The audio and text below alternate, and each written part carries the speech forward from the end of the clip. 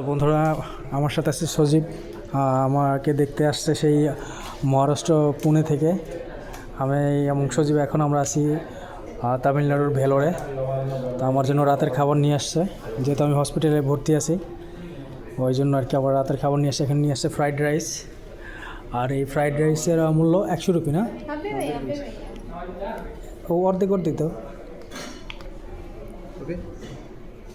হ্যাঁ আচ্ছা, একটু খেয়ে নিই। চিকেন আছে, আছে মুরগির ডিম, আর সেই সাথে এটা কিন্তু বাসমতি চালের এই ফ্রাইড রাইস। ওটা কি আচার সস?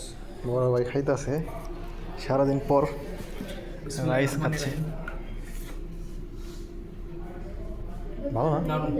আমি জানি ও দোকানে ফেমাস অনেক, দেখ প্রচুর পরিমাণে ভিড়, বুঝছেন, পার্সেল দোকানে আছে। বন্ধুরা, ফ্রাইড রাইস খুবই ভালো হয়েছে, খুবই মজা হয়েছে, আমি খাচ্ছি।